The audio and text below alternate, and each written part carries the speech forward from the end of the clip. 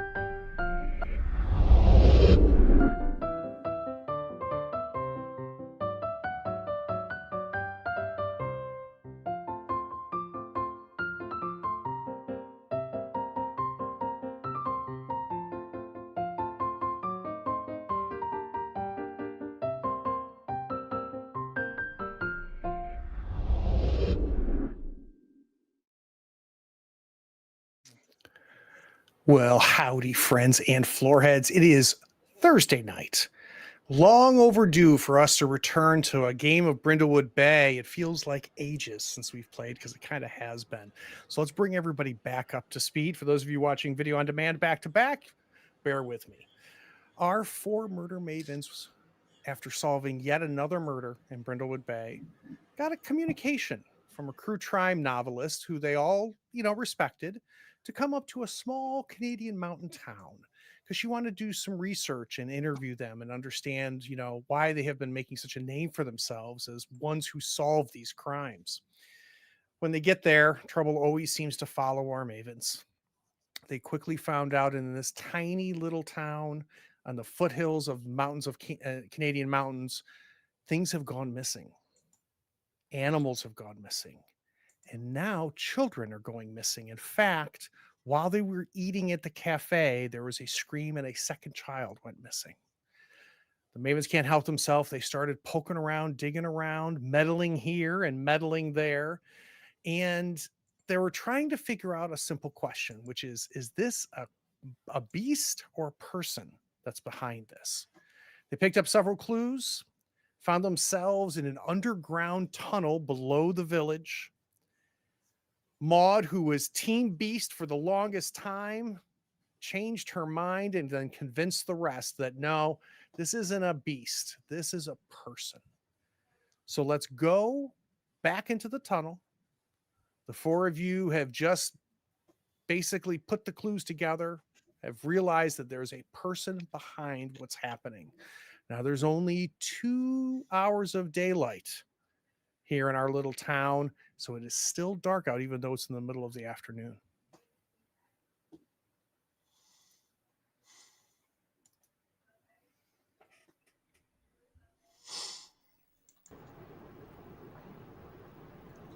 Wow. Well, so we covered one thing, right? We know that it is a person. We just don't know who the person is.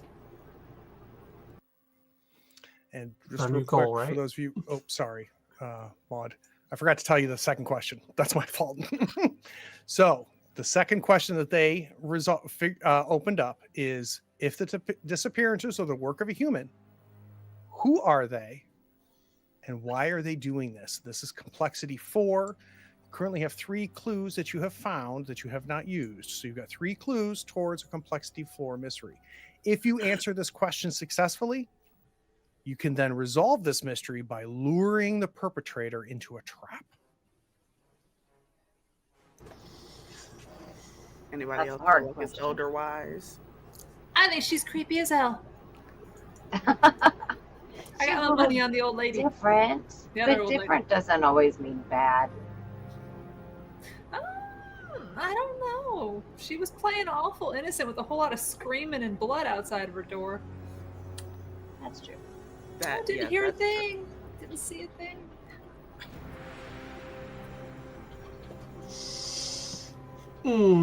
Fair. I mean, nobody said they saw anything or heard anything. And I let's don't know. Everybody's weird. yeah, everyone that choose to live here is weird. Weird. Gayatri. What about her? I don't know. True crime author. We do like her stuff. She just seems. Speaking of which, we ain't seen much of her. What? Oh, She's been kind of quiet since she got us up here, drug us up here into a mystery, knowing that there was a mystery up here before she brought us up here in the first place, because we didn't get here and then children started missing. When we got here, children was already missing. So that says to me that she knew something from the get-go. maybe that's Now, did she want our help with it? Yeah. Or was she going to use us to pin it on somebody else? Make a great story. It's not the weirdest thing we've encountered. That's true. That's not wrong. I was just going to add, I don't think she's seen us because we've been kind of trekking through mud and crawl spaces and Frozen lakes. woods and lakes. I don't know. We still hadn't figured out what the heck all those tunnels underneath the town really are either. There's no need for a sewer system around here, so it's awful weird. Are we going back to the tunnels? Oh, you're in the tunnels. We're still here. Yeah. Oh, right. That's where you guys did your last Theorize move after the scratching that Geraldine heard and ran down the tunnel from. We just lost Maud. I'm sure she'll be back. So yeah, the four of you are still down in those tunnels. Well, This is a terrible place to be having this conversation. It really is. it is. Let's What are we doing, babies? let's keep going. Let's keep exploring this place. Yeah, The I would. bloody man might be in here too. So the way you entered these tunnels is you entered them in through the town hall, right? They had that kind of that big meeting space. You went in and you went into the tunnels. You can go back that way towards the town hall. We can go forward. Which way do we want to go? No, when we were in these tunnels, We're in through a the cabin. abandoned house. Oh, that's Yeah. right, from the abandoned We house. Yes, Came that's in right. through the abandoned house Yes. because there was Oh, poor Maud. something struggling. creepy. Yeah, give me a second. I'm gonna fix something real quick. I'll be right back. Okay. So, ladies, sounds like we have a couple people that we're not feeling too great about. We've mentioned Miss Gupta, our author. Something's a little fishy there, we think. We mentioned, of course, Elderwise, our owner of the general store. You've, of course, have met George, who's the gregarious mayor. And we have also met the owner of the cafe, Ajun, the widow. I want to believe that Arjun could not possibly be, like, anyone who serves me a delicious coffee cannot possibly be a bad person. But we had some interesting things happen specifically in his restaurant. So that would be really easy for him to set that up. That's true. To get very cold. All right, ladies, where are we cutting to? Where are we headed? I think we need to talk to Miss Gupta. Want to go back to the cabin? We could all use a shower too. I promise you. That's very true. That's true. That's true. The thing everybody was thinking. So let's have you cut to arriving back at the cabin. She leaves the front door unlocked, just like every door in this little town. You get in there and there's a little note on the front table that says, "Ladies, please make yourself at home. I'm just finishing up my next novel. Please don't disturb me. I'm in my room, but the house is yours."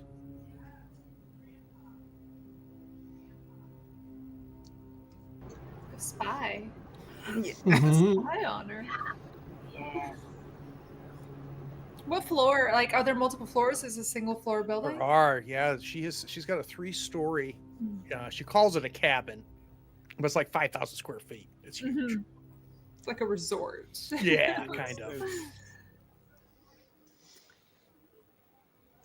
Did we already look through her stuff? We looked at the downstairs. Mhm. We've been through the main room, that area. Yeah, we looked at the swords and we looked at the. That's why we found the blueprints for the tunnels.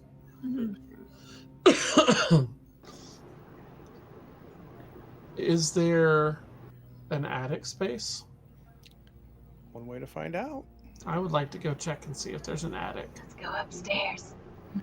So Scooby-Doo style, we see the 4 of you tiptoeing up the first flight of stairs, second flight of stairs, and we get to a long hallway, and there's one of those old pull-down attic accesses. So a little bit of a rope, you pull on it, and it brings down the staircase / ladder that kind of unfolds, and that's right there in front of you.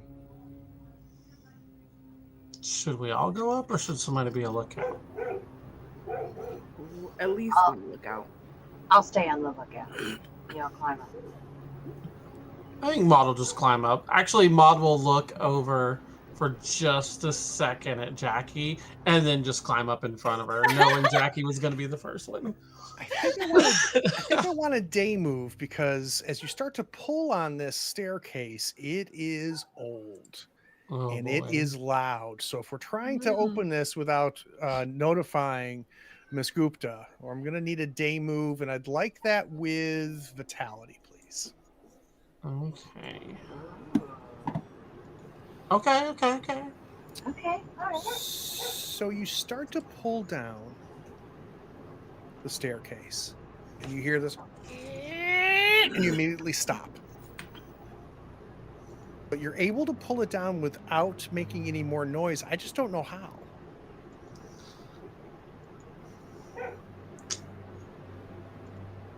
I think. Trying to think. Maud's a clever old lady.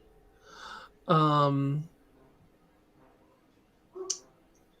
think what she does, because I think Jackie is taller than her, is that she gets Jackie to be on the other side to kind of like hold on to it as she's pushing it down. So between the two of them, they're basically able to keep it a little steadier. Got it. So it comes out, unfolds. You immediately feel the change in temperature. It's an unheated attic. So the cold from outside, you can feel it on your skin, Maud, as you're at the bottom of these steps. Mm-hmm. Oh, you go ahead, girl. My joints hurt down here. Yeah, I'll be the lookout this time. Okay. I think Maud shoots you both a look and then just climbs up into the... When you come back down here, you're going to be creaking just like that ladder. That's true. Got to be surprised somehow, though. Yeah, she'll head upstairs with her little flashlight. Well, if y'all are staying here, I'm going to go with Maud, and I'll follow her up. Oh, what a good friend. So we see Elsie right behind Maud. So Elsie and Maud, you head up. Hold my bag. It is... Got it.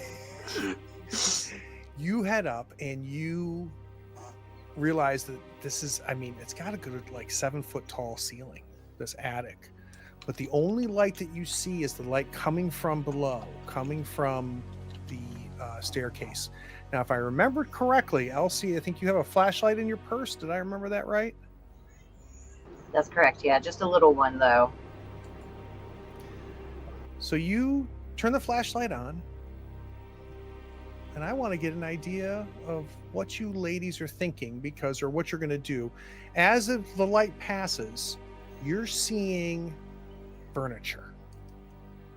Tons of furniture, all covered with white sheets. Jackie's going to be kicking herself that she did not go up here. Cobwebs everywhere. No real strong sign that anybody's been up here in a very long time.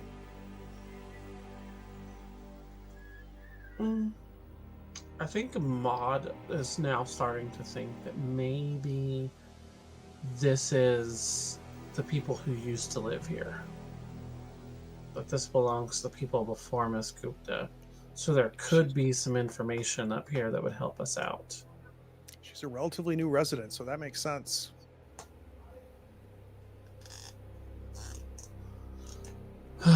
She'll look back and say, all right, Elsie, let's find what we can find. And she's gonna look for anything. That'll giggle a little bit. If there's anything that's like an old steamer trunk or something of that sort, that's what she's gonna go for. Very nice. All right, so you start poking around. Elsie, while we do that, can you double check your microphone settings? I'm wondering if you've got the right mic set, because you seem very far away. So just double check your mic settings. All right, Maud, so you start poking around. You find what is obviously like a foot trunk, like a foot locker, an old one with a rounded top. It's covered by a sheet. You pull the sheet back. Just the dust stirs up and the cold air. And you can see it. It's there and it is unlocked. Oh, yeah, she's definitely going for it then. All right, so we definitely are going to want a meddling move. And let's do this with reason. Oh, okay. How's my mic sound? Better? Okay, much great. better. Good. Ooh! Oh! So you lift top of this up, and at first you think it's just empty. Cobwebs in the corners of it. And then you get a bit of a smell. And then you realize that it doesn't have a painted black bottom, that somebody or something has been using this trunk to relieve themselves. And just as that kind of registers in your head, Maud, we hear a slam. The two of you turn around, and something like a wardrobe or something has fallen on top of the entryway to downstairs. Down below, Jackie and Geraldine, you're sitting there, and you all of a sudden hear a boom and a slam, and you can see the drawers of a bureau are now blocking the entrance on the ceiling. I am gonna take a crown, please. So I'll tell you that you'll take the crown. You will find a clue, but it's not going to change what I just did. Okay, that's fine. Still want to do the crown? Yes, because we need something out of this. Something. Yeah. So right before us, we put on that crown. That's going to upgrade you to a partial success, or success with complications. Before the slam happens, when you're looking in this kind of desecrated bottom of this crate, you realize leaning up against one side of it looks like one of those old photograph books, like memorabilia books, where people would take their old photographs and put them in. Interesting. Memorabilia books. I do not know how to spell that. That's fine. Okay. Yeah, I think she will. I don't even think she'll really look at it. She'll just snatch it up to look at later. Yeah, there may not be time, because as soon as you snatch it, that's when you hear the slam. Yeah. So I am going to need a night move. I'm going to need it both from Maud and Elsie. So Elsie, what are you afraid is going to happen if you fail this move? Oh, we are going to be found out poking around this house. And Maud, what are you afraid is going to happen if you fail this? I'm afraid that whoever has been peeing in that trunk is going to be up here. So it's definitely worse than that. Both of those things are true. And not only, Elsie, are you going to be discovered if you fail, and Miss Gupta is going to show up and ask Geraldine and Jackie what the hell is going on in her house as guests. But for you, Maud, you are definitely going to find out what's up here, and you're not, but it's worse than that, because you're not going to like how it introduces itself. Yeah, that's the worry. Yep. Who wants to go first? I'm going to need this with composure. Who wants to go first, Elsie or Maud? I'll go first. All right, Elsie, I need a night move with composure. Okay. Okay. So, Elsie, when that thing slams down, it has to have startled you. Even if you weren't kind of creeped out by the situation, just the loudness of the noise. What is it that allows you to keep your composure? I think that I just see it like a split second before it slams down. So it's as simple as just noticing it right in the nick of time. Like it's slightly like a half-second mental Like, preparation. Oh, yeah. But it's not enough to where I yell very loudly. All right, Maud. No, I don't want to. You said composure? Yes, You ma'am. can do it. Okay. Yes. Okay. Yes. So it slams down, but you hear scratching noises and skittering from behind where it was. You don't see anything, but something skitters around. So I need you to add, Maud, I need you to add the condition startled. Okay.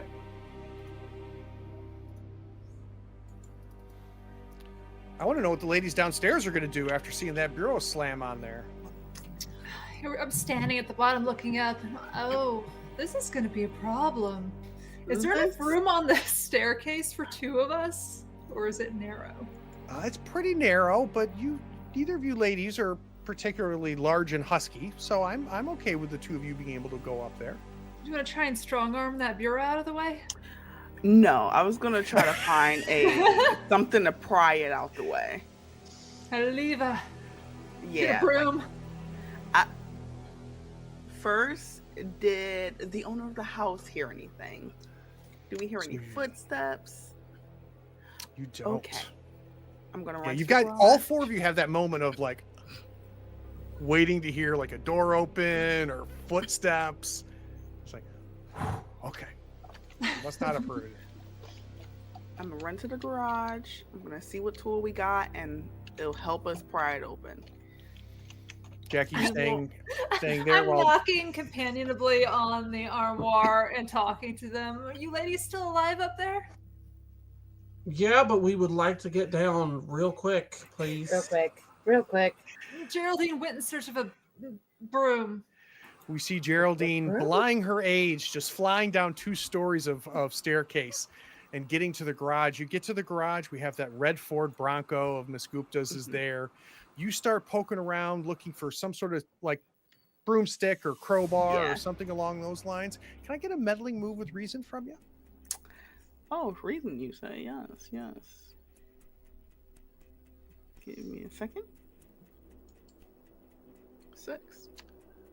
Very nice. +1 is the 7. So you start poking around and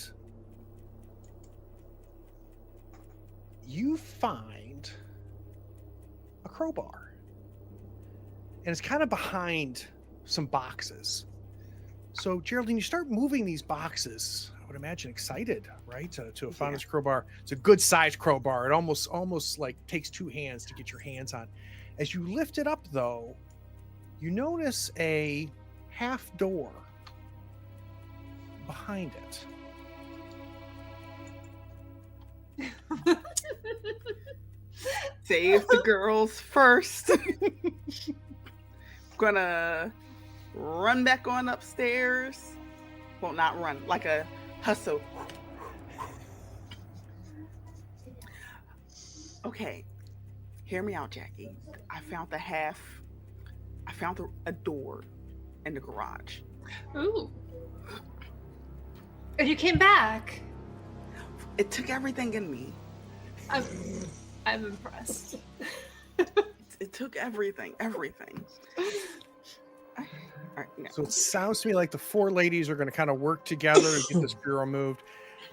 If it was just 1 or even just 2 of you, I think we would definitely need a roll. But it doesn't sound like Miss Gupta has been awoken or disturbed.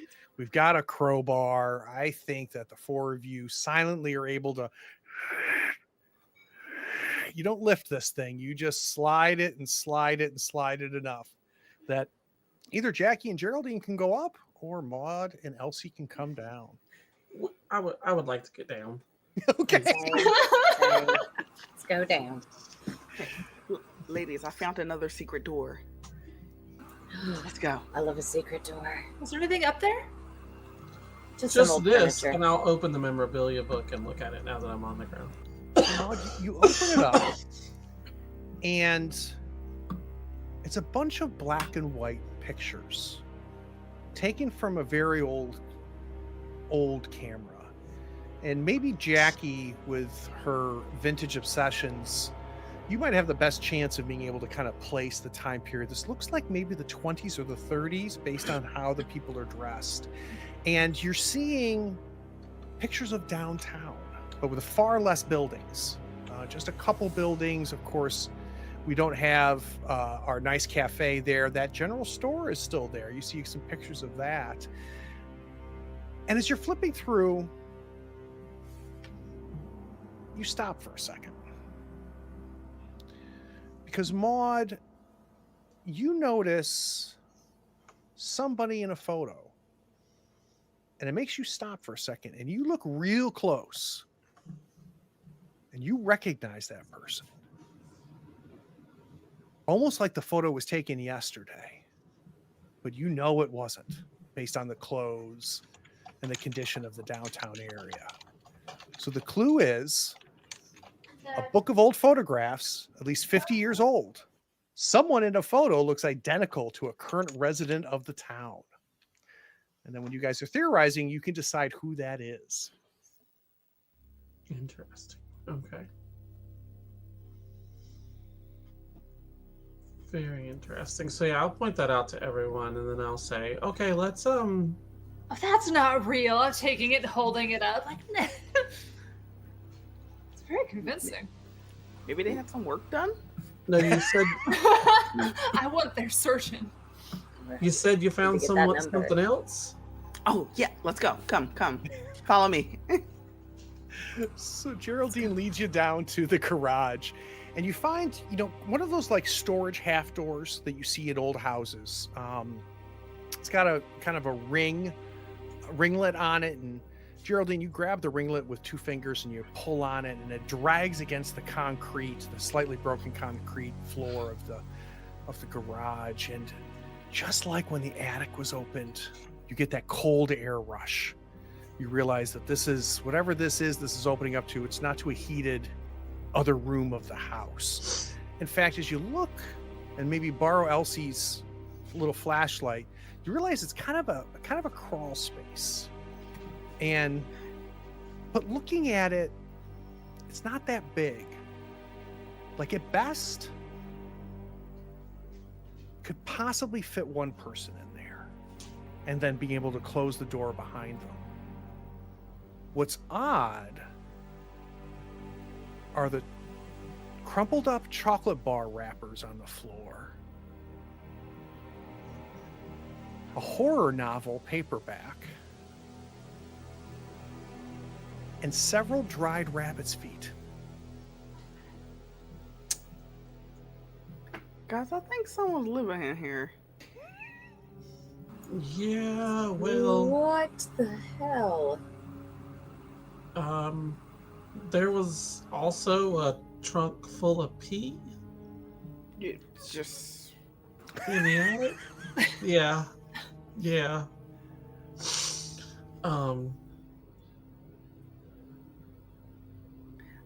Now, I Miss know rich Gupta knows people she are has a weird. kiss.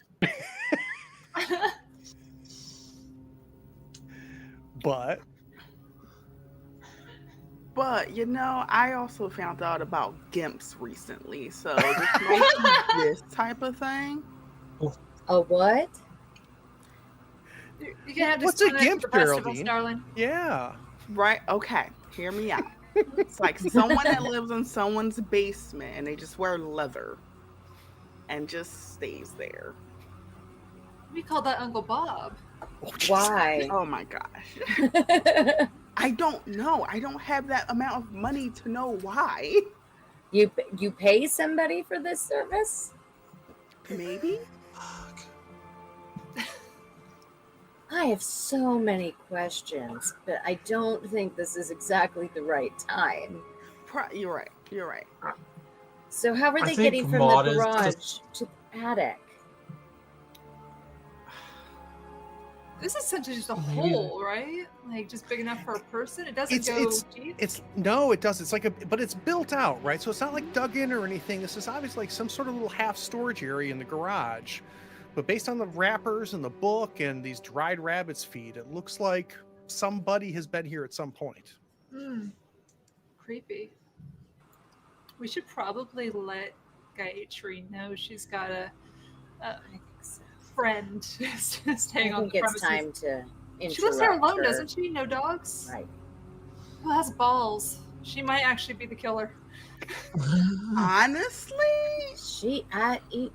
Maybe. Let's go, like, interrupt her writing to tell her about this. And see if she's actually even there. Well, hold up. If we tell her, then we have to explain how we found out. So? I have the perfect excuse. Does anyone have whiskey? Yeah. Yeah.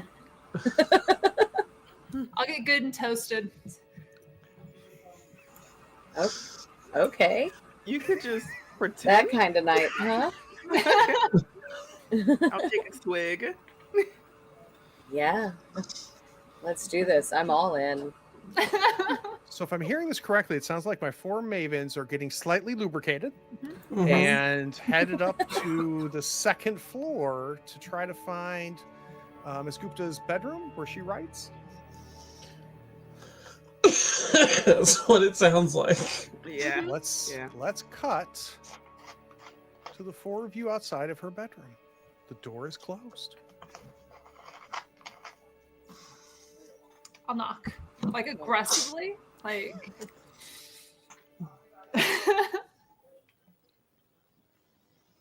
No sound. Ooh, I'll try the handle. Unlocked. I'm barging in, intentionally stumbling and kind of like falling halfway through. So you barge into. I mean, your bedroom was nice, right? When she showed you where you were going to be sleeping, it was a really nice bedroom. This master bedroom is about the size of the first floor of the Crow and Quill. It is huge. It is full of beautiful vintage furniture. In fact, Maud and Elsie, you say, hey, wait a second. This is like, maybe this came from the attic, or maybe stuff from here went up to the attic, right? It has a similar vintage to some of the pieces that you saw in the attic. You see an opulent oak writing desk that looks out over a bay window that has this unbelievable view with the moon shining in, filling the room with moonlight. There's a typewriter. There are 2 stacks of paper. There's 1 stack on the left side that is still kind of wrapped in the typewriter packaging, and then another pile on the right side. And then there's a piece of paper fed into this typewriter. The bed is made, but by all accounts, the room is empty. I want to snoop those papers. I want to see what she's writing. Right? Let's go see what's on the That's typewriter. new material. Oh my God, guys. Control yourselves. Let me know. So you start fiddling with the papers, Jackie. Let's do a quick meddling move. I think this is another one with reason.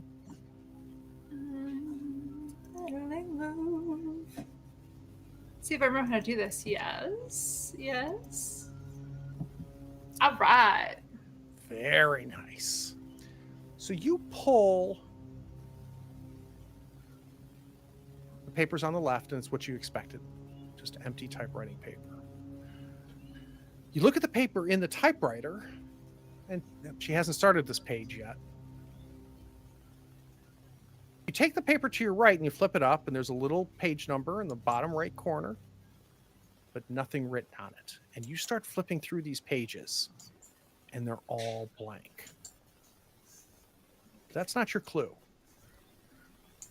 Behind the stack of papers, you find a gold crown mystery book. What's the title?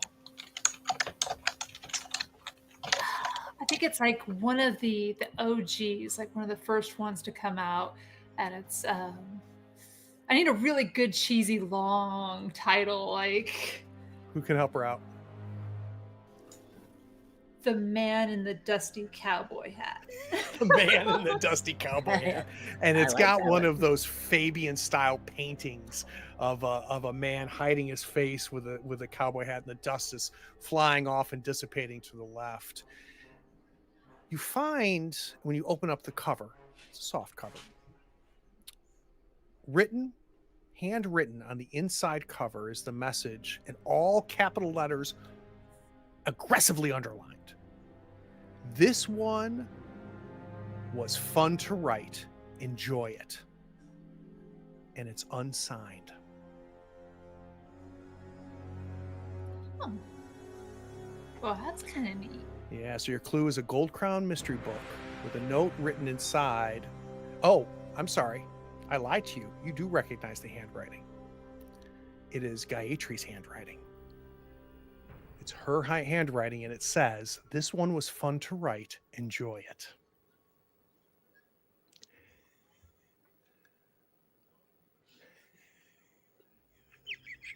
No, no, no, no, no, no, no. No. No, no, no, no, no, no, no, no. I don't enjoy your implications here. I don't like the cut of your jib right now. Aw. You just offended all of us. I think I did. All right, so let's take a quick pause here for a second and let's do a little inventory. So our question is, we know this is a human that's responsible for these missing animals and children. The question is who are they and why are they doing this? It's complexity 4. Right now, we have got 1, 2, 3, 4, 5, 6 clues. Very quickly, it's a book of old photographs, at least 50 years old, with someone in the photo who looks identical to a current resident. You also found those animal footprints in the snow that slowly morphed into human footprints. You found a dead creature frozen through with a big bite out of it, that fish that you found that you pulled out of the lake. A sudden deep freeze indoors that happened at the cafe. A small crawl space with just enough space for one person, with chocolate bar wrappers, a horror novel, and several dried rabbit's feet. And now a golden crown mystery. The Man in the Dusty Hat. Is that what it was? Cowboy hat? With her handwriting saying in capital letters, aggressively underlined, "This one was fun to write. Enjoy it." Okay, let's get out of her room.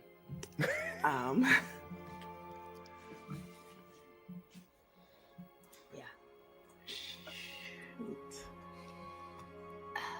If we think that she has to have equipment hiding somewhere, like creating a sudden freeze indoors and all of the stuff necessary to make a hoax.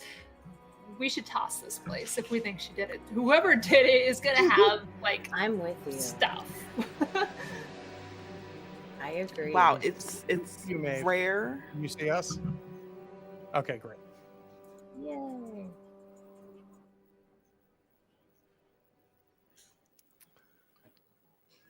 So let me tell you the clue that that Jackie just found. It's a gold crown mystery book, and it's got like 7 different titles now. It's The Dusty Man and the Old Cowboy Hat is the name of the book. But what's of note is that there is a handwritten note in Gayatri Gupta's handwriting on the inside cover, in all capital letters, aggressively underlined. The note reads, "This one was fun to write. Enjoy it." And your other murder mavens have been reeling from seeing that.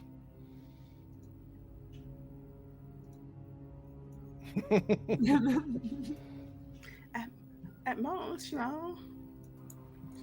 We're considering basically flipping this place. Are you with us? It seems like she ain't here, so But Yeah, her I'm gonna vehicle go to the was closet. Okay, the Bronco was in the garage. Well, Yeah, I I would say let's not flip the place because we're in the middle of nowhere with a possible murderer. We've got the card. Luckily, you haven't been drinking. Let's at least look through her stuff, though, but not completely flip it. Yeah. Okay.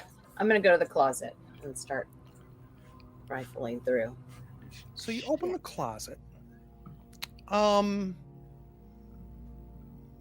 clothes that you see in there are very similar. So when she picked you up, she had a very styled but simple black blouse and pants. Smart. She dressed smart. That's really kind of the feeling you get when you met Miss Gupta. And as you're staring into the closet, you realize, man, when we woke up the next morning, she was wearing those same clothes again. But it didn't really register with you because they're kind of nondescript, just a black blouse and black pants. As you're looking in the closet, though, you're seeing another set of black pants, another set of black pants, another black blouse. The closet seems to be full of these black blouses and these black pants, except for one. There's something on one of the hangers that's different, but I can't tell what it is, Elsie. What is it? Oh, it is some sort of flamboyant accessory. I think it's a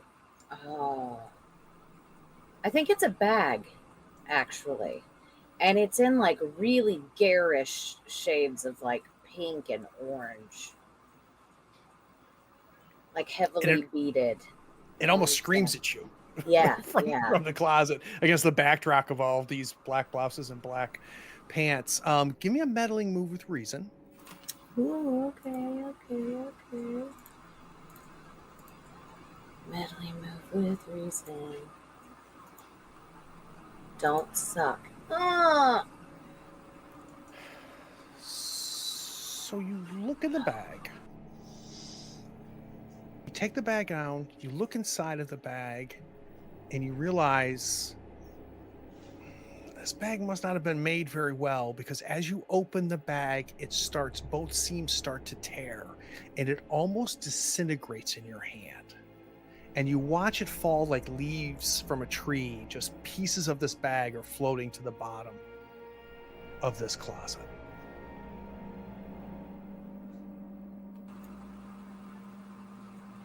That was horribly made. Oh. Is that a clue? No. I thought clue shaped.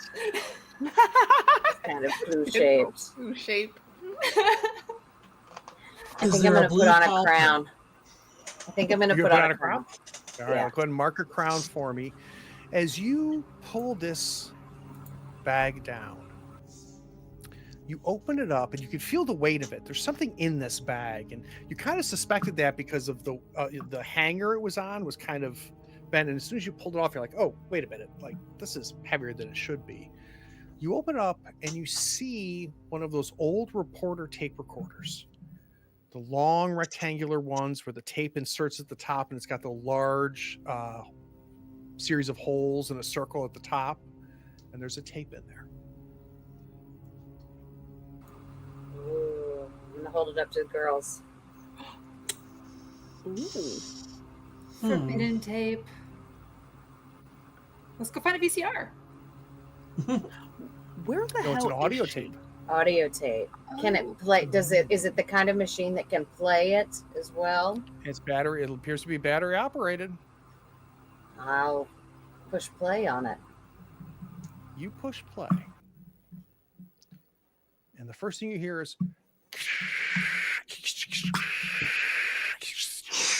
just this garbled static. And then as you're listening to the static, it sounds almost, wait a second. And you lean in, Elsie, and you get your ear closer to it, and you realize that there's a voice like mixed in with the static. And it's almost indecipherable. And if you concentrate, you can almost make the static go away in your mind. Your ear starts to filter out the static, and you hear this garbled message. And you immediately hit stop on the tape recorder. So, our clue is an old tape recorder. When you play the tape, it begins with static before repeating a garbled, indecipherable message. But Elsie knows the message because she heard it. She can tell us what it is when we do the theorizing. Okay. We're at 7 clues. I'll drop it in my bag. Let's check the basement. I was Like, we gonna could check do it under now, the but I bed. want to check the basement. Like, I want to know where she went without her vehicle. It's freezing outside. So you come down the steps. You get down to the first floor. I don't think we have seen where the basement is, but there's a lot of this first floor you haven't explored. You kind of went into the study library area. She had the huge main area where you guys were. So as you're kind of walking around this place, just with all of this stuff and the clues and the startling upstairs, there's this oppressive feeling that you're starting to get in this place. Somehow this place seems darker. Somehow it feels a little colder and a little older than when you first got here. And as you start walking past the kitchen, you hear the refrigerator door slams shut. You stop and turn, and you see Miss Gupta. Gayatri in her black blouse and black pants. She's got 5 plates in front of her on the kitchen counter with 10 slices of bread paired up. And you see her pulling out sandwich stuff and putting it on the counter. And she goes, "Oh, there you are. Ladies, I'm not much of a cook, but I have got lots of luncheon meat. I make a mean tuna salad. I have canned soup. It's the best I can do for dinner. Or we could go to the cafe. I'm a terrible host." I don't mind to cook. Do you cook? Oh, of course. Oh, thank God. Well, the kitchen is yours. Oh, The kitchen. beautiful. And she goes, "Oh, did you find my bourbon?" And she smells your breath. Oh. Yeah. Yeah, we made ourselves a little Great bit at home. stuff. No, Great I stuff. left you a note and I said, "Kate, I told you to make it makes me very happy. I would never be able to drink all of that bourbon. This house has too much bourbon. Too much bourbon." There's no such thing here. You should have some, and I'll pour some in a glass for her. And she She looks sit at right it. here with me while we're cooking. She sits, she pulls up a stool, and Elsie, just so you know, she's got a bit of an obscene kitchen. It's almost like a catering kitchen with industrial appliances, a hood that you would probably consider selling Poe to get into your kitchen. Just gorgeous. Gas, of course. And she pulls up a stool, an old handmade wood stool, and she sits in it and she looks, she goes, "It's been a long time since I've had a drink, but I am stumped on this latest novel. I just cannot figure out how the start, middle, and end is. And I'm just so glad you ladies are here. This place is so lonely." And she goes, "You know what? 10 years is too long." And she takes a sip of the bourbon. Now, Elsie, as you start going through the cupboards, trying to figure out what you're going to piece together, in the fridge, as promised, there's luncheon meat, there's a tuna salad in kind of a takeout container, maybe from Abdul's, and a lot of condiments. Lots of ketchup and mayonnaise and mustards and sriracha. And as you start going through the cupboards, there's lots of spices. There's garlic powder, there's onion powder, there's black pepper, lemon pepper. But that's it. There's no starch, there's no veggie, there's no main course material at all. Well, there's not really much to whip up in here, I'm afraid. This is so embarrassing. I am so sorry. You've got it's okay. Maybe we could order something in. I wonder if Grocery Abdul, delivery. I've never heard of that, but Let me see. There's a young boy that works at Op Tools. Maybe if I threw him a couple dollars, he'd bring us up something. That would be lovely. I'm gonna call him. So she goes over to the phone hanging on the wall, picks it up, calls, puts in an order. She goes, I don't care. We just need enough to feed 7 or 8. Honey, you just pick. You just choose. And if little Billy could bring it up, that would be wonderful. No, I know. A couple hours. Take your time, sweetie. Take your time, sweetie. And just tell little Billy I'll make it worth his while. I'll make it worth the trip. So she hangs it up. She goes back to the stool, and Jackie, without saying anything, she just slides her empty bourbon glass towards you and kind of gives you the help me out nudge. Oh, now I've got her back. Like it like manifests from who knows where. It's probably in her bra. She's like pulls out like very, very fine bottle. Starts pouring.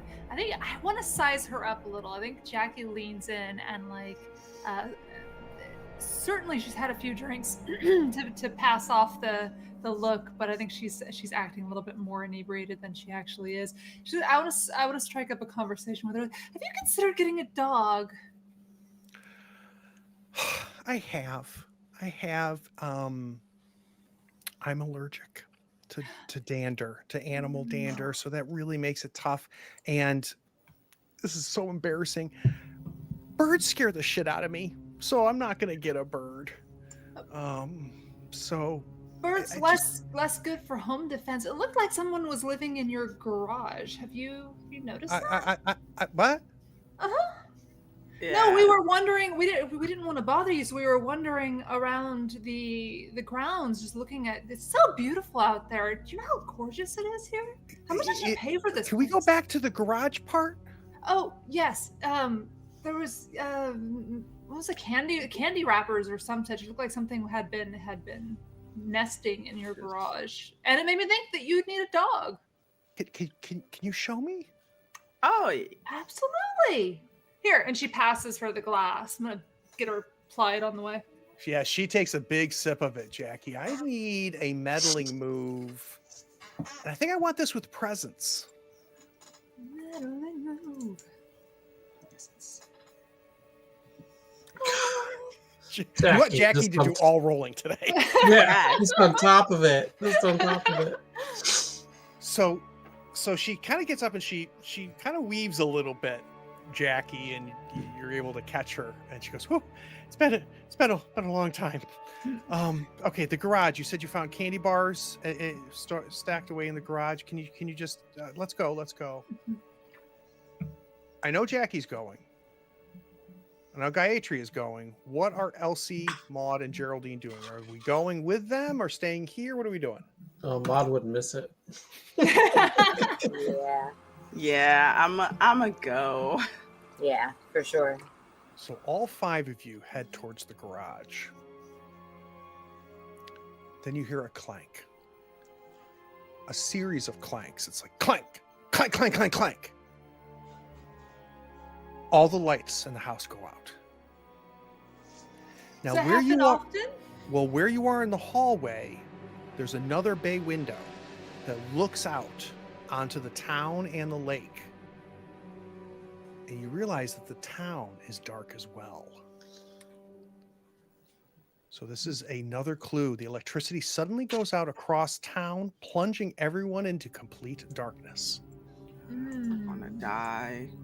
She goes, oh my goodness. I don't think we're getting dinner anytime soon. I doubt it. Yeah. And she looks. I think the whole town lost power. A flashlight. We need some sort of light, and she's kind of. I'm gonna kind of work my way to the garage. Oh, you flash. Oh, can I? I've got lanterns. Can I borrow that? I'll come with you. So all 5 of you, via Elsie's incredibly helpful mini flashlight, we get to the garage, and she's got some of those old camping kerosene lanterns, and she lights them, and they got that sound as the light just warmly starts to just fill the glass and then fill the garage. So you said that there's candy bars in my garage? Over here, come look. Take her over to the half door. She goes, oh, I guess I never even thought about that door. And she pulls it open. She goes, oh my God. And she picks up and she goes, Almond Joy. I'm allergic to coconut. And she starts handing you the Almond Joy wrappers. And she pulls out the book and she goes, who would read this garbage? And she hands you the paperback horror book. And she goes, oh, I'm not touching those. When she realizes that there's these dried rabbit's feet on the ground.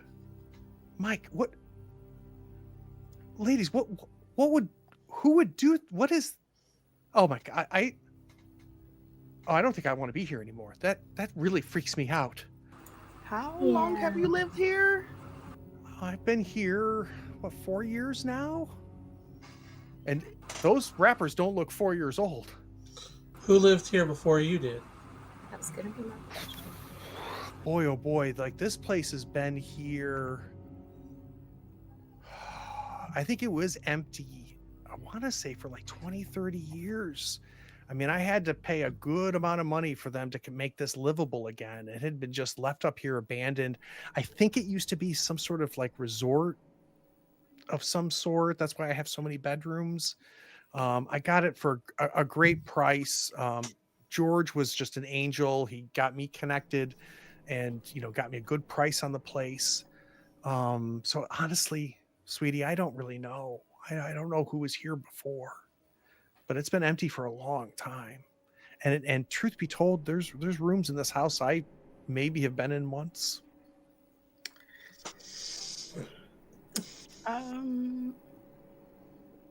You might got someone living here. Well, somebody's been here, that's for sure. Well, we have two options. We can spend our time worrying about who's living here, or we could hop in the car and go down towards where the other people are, see what we can do about power, because it's going to get pretty cold in here without electricity. I mean, I could light the fireplace, but I am worried about some of the people in town. So I think that's a fantastic idea if the four of you don't mind. Yeah. Sure. Yeah. Okay. So the four of you plus Miss Gupta load into the red Bronco. The headlights almost cause you to blink because of so much light fills the garage, and she opens up the garage door and we head down the twisting road that has mountain on one side and just vacant cliff off the other. As we try not to think of how I've plied her with liquor before this drive. And we get to the bottom of the mountain and she pulls into town. And the only light is from her headlights. I look over her and say, isn't it normal for someone up this far to have backup generators or something? Sweetie, we all have generators. The first thing I thought of is why mine didn't kick in. I didn't even think about it. I should have gone and looked at it. But yes, this is how we get loose power all the time here. But I know Abdul has got an automatic generator. I don't know why that hasn't kicked in. I know Miss Elderwise has one, but it doesn't look like anybody's turned on their generators. None of the generators are kicked in. Let's go check on Elderwise and. Yeah, I think she's more capable than George. True. Bless his heart. So you guys head into the general store? Mm-hmm. So you head into the general store. Front door, of course, is unlocked. Luckily, Miss Gupta made sure that we brought the lanterns with us. So each of you have got one of those really nice Coleman gas propane lanterns. Yeah. And of course, it's completely dark inside of the general store. All the knickknacks and that mixture of cheap touristy things, canned and cracker boxes and things like that, canned food. No sign of Miss Elderwise, but there's a breeze coming from the back of the store. Let's go check it. it. So you go to the back of the store. The door is flapping open to the wind. And you can see boot prints leaving the store in the snow. What direction do they seem to be going in? Towards the woods, between the woods that separate the town from the lake. Why the heck would she go into the woods? I have a feeling we're probably about to find out. Because we're following these, right, girls? Oh, yeah, definitely. Yeah, for sure. Okay. Maud hesitates for a second before she steps into the woods again. Not for long, just for enough to let that everybody gets ahead of her. I think Jackie hangs back too. Like there was laughing last time. I remember that vividly. So there's a moment of going back into the woods while no one has power. That seems that's okay. I brought the bourbon. And Gayatri goes, "Oh wait, but ladies, before we go," and she hands you her lantern, Jackie, and she goes over to one of the shelves and pulls down an emergency first aid kit. She goes, "Just in case just in case she's hurt, we should have one of these, don't you think?" It's a good idea. Yeah. She takes the lantern back, and you start following the tracks, these boot tracks. I'm going to need a meddling move. I'm going to need it with reason, and the four of you can tell me who's going to do it.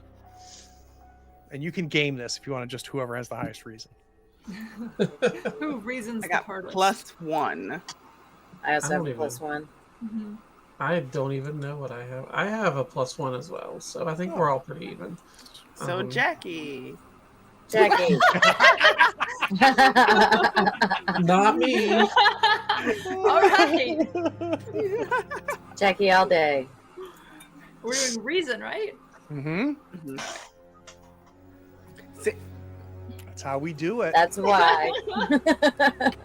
So the four of you trudge, and there's a decent clearing behind the general store, Miss Elderwise's general store. Then you start getting into the woods.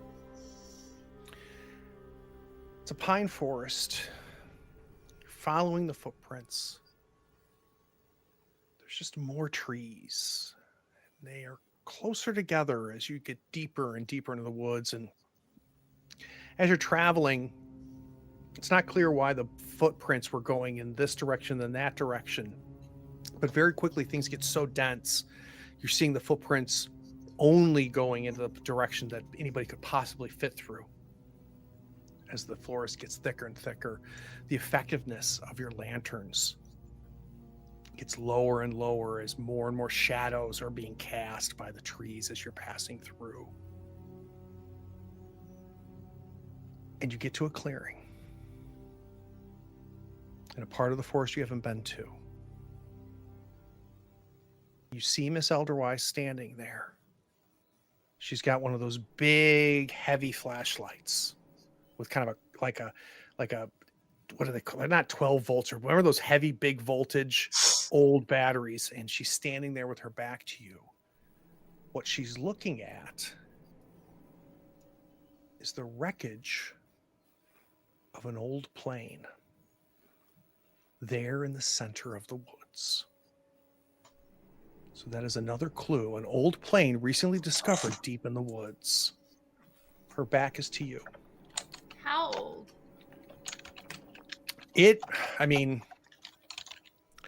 Based on the rust and the markings on it, it's got to be 15 years old. And it's like an old private plane. It's got pontoons on it that are all broken off. So it's one of those land and sea planes. Mm-hmm. All right, we have 9 clues to work with. Mm-hmm. And the back of Miss Elderwise. And the back of Miss Elderwise, you okay? Otherwise? She turns around. She goes, "Who goes there?" And she flashes this light right into your faces. Ow. She goes, the Mavens. Gayatri, it's not safe out here. You shouldn't be out here and with your guests. Well, she starts walking towards you. She goes, ladies, we have no power. You shouldn't be out here in the woods. Why are you Why? out here? Yeah. I heard a huge noise. The power went out. I heard a huge noise, and I started walking through the woods. I go through these woods all the time towards where I heard the noise, and I find this, but this couldn't have just crashed. Look at it. And she shines her light back onto this plane. She goes, this looks like it's been here for 10, 20 years. I think I've been to this part of the woods before, but this doesn't make any sense. There's no way that I heard this plane crash. I'll go check it out. So, Geraldine, you take your Coleman lantern. You start walking towards this thing. And the first thing that I think you notice is, if this in fact had crashed the way that Miss Elderwise kind of thought, we would see that it would have kind of dug into the snow and displaced snow, right? If it just but no, snow has been landing on top of this. You see snow far, inches worth of snow on top of all the surfaces of this plane. This plane has been here for a very, very long time.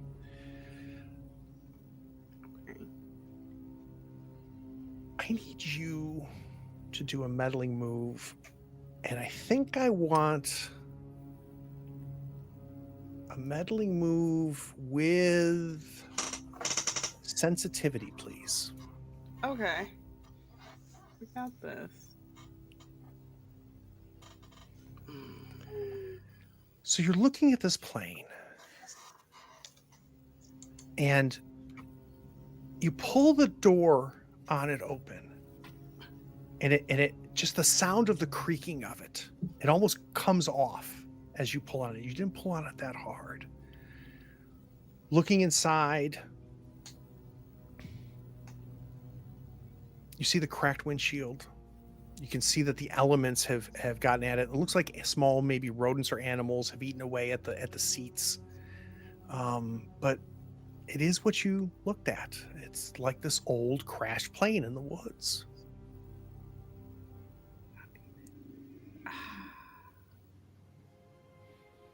Can I put... Well, no, we have enough clues.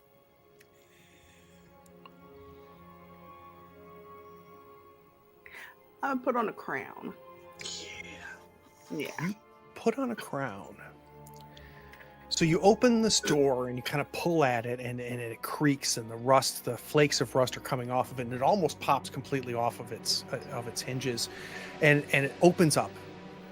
And you look inside, and you can see the seats. They look like they've been kind of eaten away over the years by squirrels or rodents. Kind of all the stuffing has been taken out of it.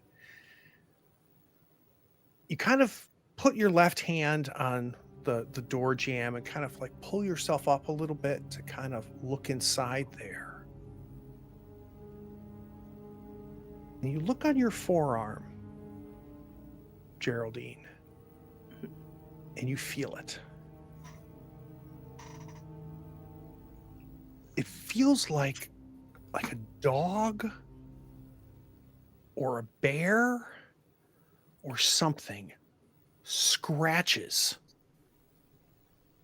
the top of your forearm. And as you look at it,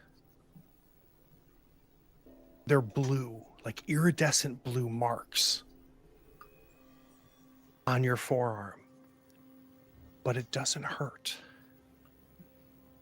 And as you kind of pull your arm to look at it, because you just see the scratch appear, this iridescent blue scratch appear, and as you pull towards it, just slowly fades away.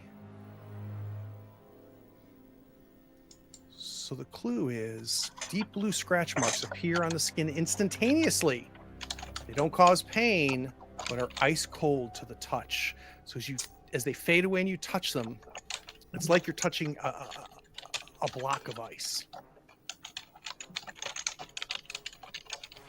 Oh! Okay, so I have an idea. It's a real dumb idea, but can we get somewhere that's not freezing cold before I tell you what I think might be happening here? That's a great idea. Yeah. So the I don't six even of wait. you, I just walk. Yeah. But what Miss would you Elderwise, plane? Miss Elderwise, how do we get the power back on? Don't we have generators? I that's why I had gone out in the back, was to figure out why my generator hadn't started. But yeah, let's head back to the store. We'll get my generator going. I can start a pot of coffee. It is very, very chilly here. Let's warm up, girls. Let's warm up. And she works her way, very familiar, works her way back. You realize that the boot prints are her boot prints. She's got those big black soled duck boots that go up to about mid calf. And she leads you back. And as you start working your way through the forest, you can see the back lighting of the general store.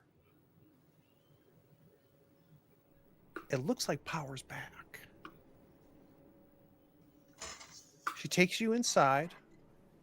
She starts a cup of coffee.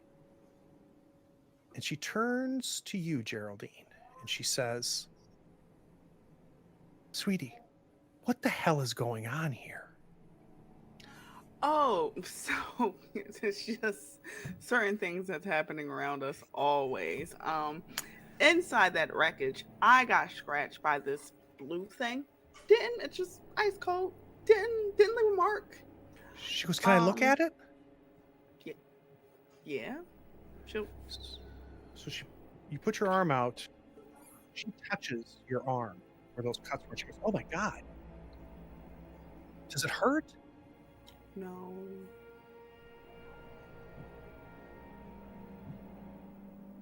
Something's wrong. Something's off. And she kind of stands up and looks around as we go to our 10-minute break.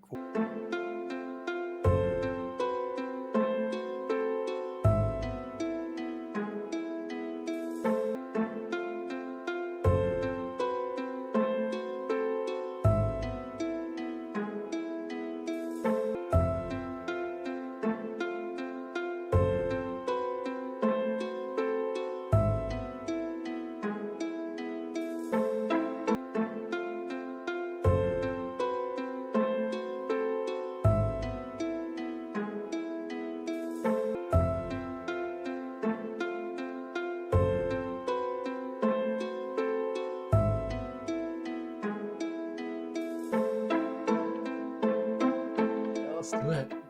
All right. The one thing we have no shortage of are clues. So let's take a step here, and I'm going to reiterate the question. If the disappearances are the work of a human, which they are, we have figured that out, who are they and why are they doing this? We need to answer who and why. It's complexity 4. We've got 1, 2, 3, 4, 5, 6, 7, 8, 9. We have 10 clues. Are you guys ready? Well, the Are six of ready? you, let's set the scene real quick, Maeve. The 6 of you are kind of on different chairs and just kind of spread around this general store.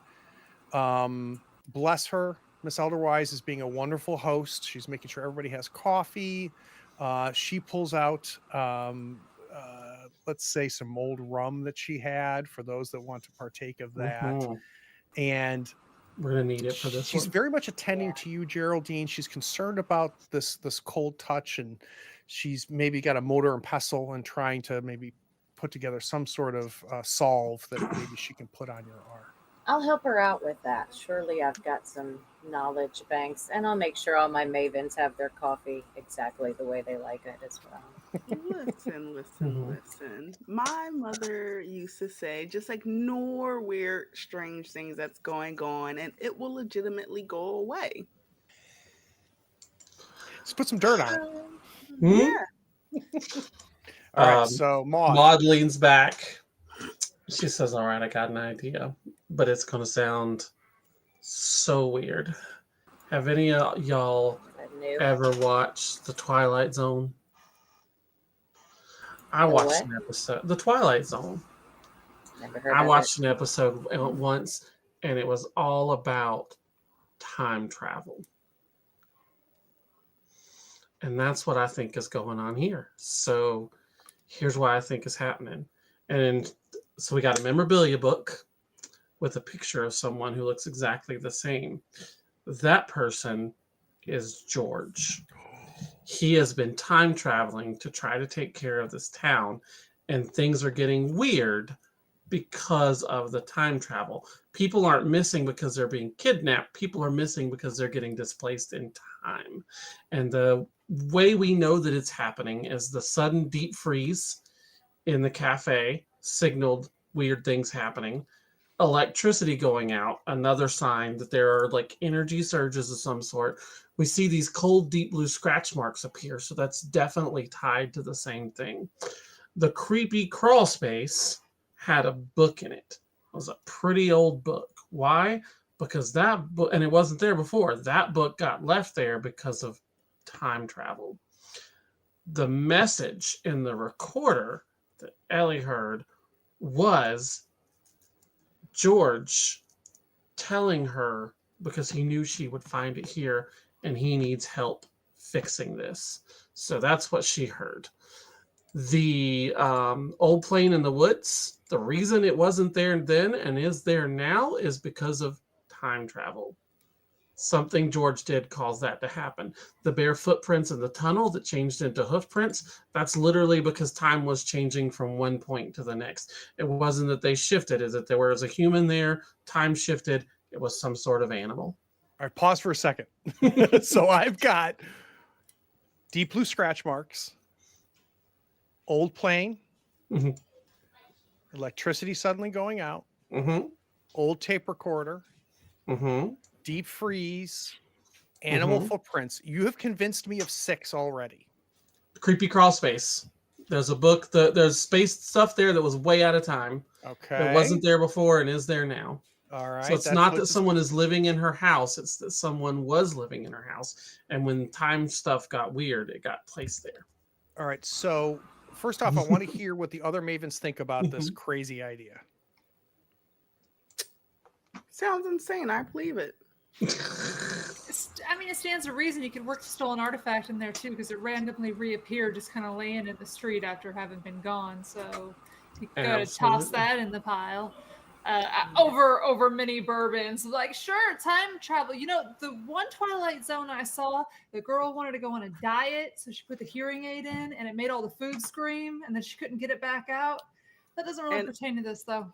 And Elsie, the fish. Remember when I was fishing? It was frozen. Yes, and it was bitten. Time travel.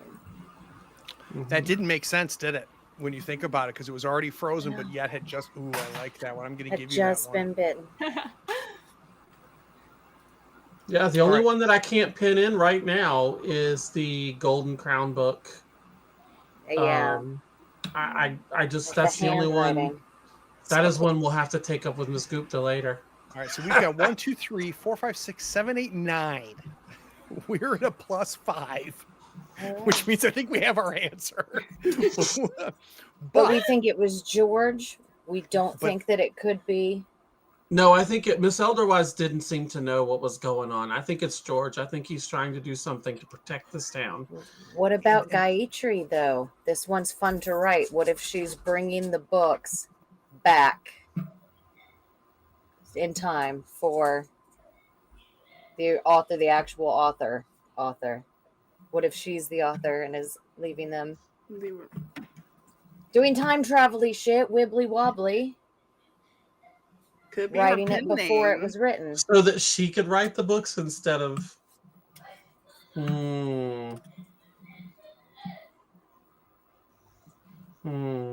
Just throwing that out there. I can also get behind George as well too. I think I like George better because it seems to be tied into this pace particularly, and she and Abdul are not originally from this area, and George has a long history and seems to be pretty obsessed with keeping this space.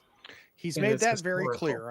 I agree with that, but I think the key to this, because I believe the 2 suspects, right, that they are the ones responsible for this. where I think we're going to have to make our final decision is really fleshing out the why are they doing this. Why? Mm-hmm. Is it an accident from messing with time too much? I think so. I think that's why people are going not missing. I think purposeful. that's why he's concerned. I don't think he has control of it like he needs to. And so it's happening more at random, and he's kind of losing his control over it. That's why you got scratched, because it was sort of all fading out at that point. That's why he left the tape recorder message, hoping that we would catch it and be able to help him, knowing that we would be in Miss Gupta's house, knowing that that tape recorder would be there, and knowing that you would pick it up, or one of us would pick it up to be able to help him. So we arresting him? I think we got to help him.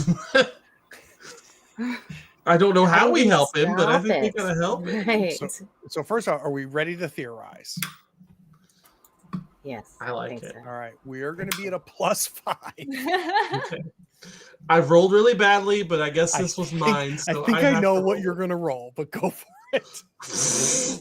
Double two. I know it's going to be. Oh my god. All right. So Double sixes. theorize Practice. move Come on, double with sixes. a +5. You said, right? Come on, pew pew pew pew pew. Come on.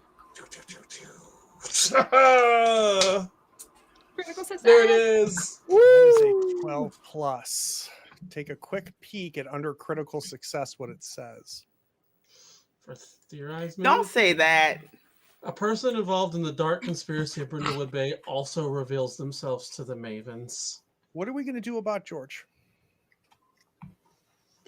I think We gotta confront him. We're gonna confront him, aren't we? I Mhm. think maybe that piece of unidentifiable technology that looks strange and alien might be the key. Elderwise goes, time has always been crooked here. And George has been asking me questions. And what's weird is he keeps asking me the same questions. Like he expects a different answer. I'm worried about him.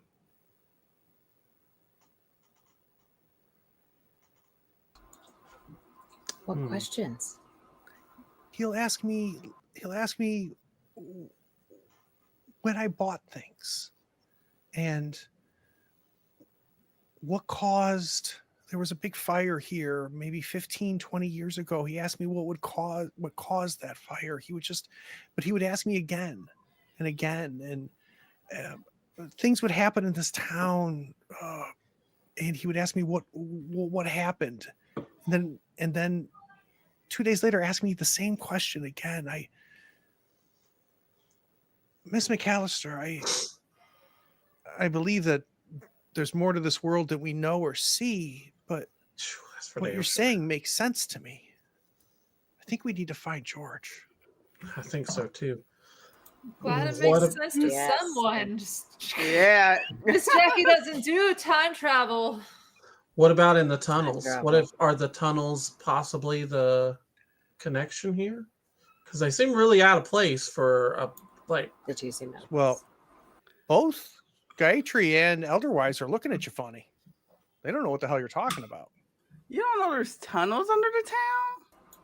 There's tunnels. We ran them. All right. Well, Yeah. all right. Well, let's go. We'll go to the town hall and Well- I'll show you. Elderwise looks at her watch and she goes, maybe we should go to the house? Yeah. 10 Maybe. o'clock, I would. Yeah. Yeah. So okay. tunnels or George's house? Okay. Is there any tunnels that go underneath the mayor's house? Let's have that exactly be true. As you guys, if you remember that map, you remember seeing how those tunnels were drawn on that map, you realize, yeah, in fact, now that you think about it, they kind of converged under his house. Let's go through the tunnels under his house. Well, let's get there first. Let's get to his house first. All right, Should so we let's go to cut his- to the 6 of you. are at poor Mayor George's house. It's a little like 1,000 square foot kind of cabin. Back off the back streets a little bit. There's a dog house, but no dog. The place is relatively well kept. Knock on the door. Knock on the door, and he opens it. His wife opens up the door.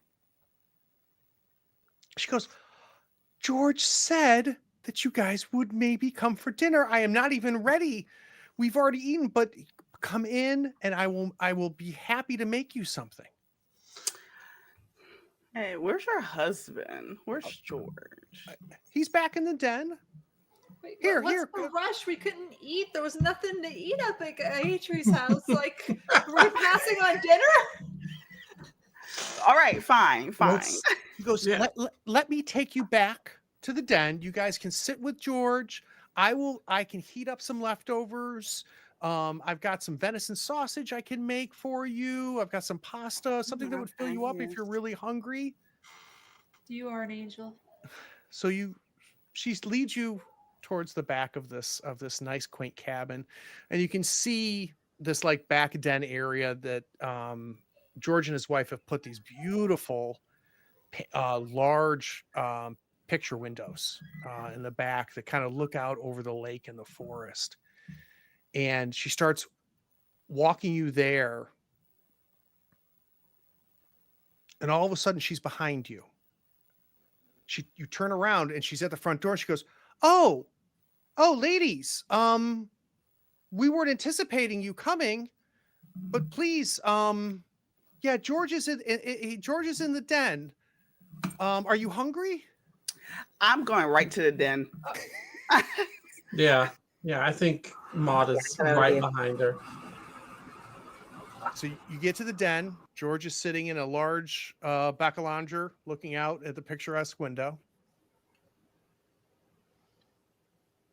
So I don't do science fiction, right? This is something that I read. Maud say, all right, this is gommed up enough. Let's just cut to the chase. George. So he turns, he goes, did you get my message? We got it. What do you need us to do? I don't know how to make it stop. How did you start it? Honey, why are there people in our house? How did they get in here? Should I call somebody? No, dear, it's fine. It's fine. Oh my God. Did you get my message? You've got to help. Honey, there's people in our house. Should I call somebody? No, honey, it'll be fine. It'll be fine. Oh my God. Did you get my message? Over and over again. And as they repeat, they're glitching. Going back to where they were 4 seconds before. I'm going to go try and find a tunnel. Yeah. Go ahead. I go for a phone and start dialing home. Like every time they reset, I'm calling home to see if somebody picks up. So you pick it up, and it's one of those rotary phones, right? Where you have to go, and it starts to ring, and then you hear that telling you just picked up the phone. And you start dialing. You just are repeatedly dialing it. Geraldine is looking for access to these tunnels. What are Maud and Elsie doing?